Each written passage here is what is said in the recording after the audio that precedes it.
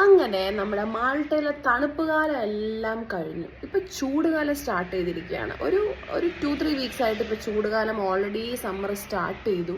അതുകൊണ്ട് തന്നെ നമുക്ക് ഭയങ്കര എന്താ പറയുക, ഐസ്ക്രീം കഴിക്കാൻ, അങ്ങനെ തണുപ്പ് സാധനങ്ങൾ കഴിക്കാനൊരു ആഗ്രഹം. സോ നമ്മൾ ഐസ്ക്രീം കഴിക്കാൻ പോവാണ്. ഇപ്പം ടൈം നോക്കുകയാണെങ്കിൽ കറക്റ്റ് 7:30 ആണ്. ഈ 7:30 ആണെങ്കിലും ഭയങ്കര വെട്ടമാണ് പുറത്ത്. അത് ഞാൻ കാണിക്കാം. ഞങ്ങൾ താമസിക്കുന്നത് 4th ഫ്ലോറിലാണ്. നമ്മളപ്പോൾ ലിഫ്റ്റ് കയറി താഴെ എത്തി, നമ്മളങ്ങനെ നടന്ന് നമ്മുടെ ഷോപ്പിലെത്തി.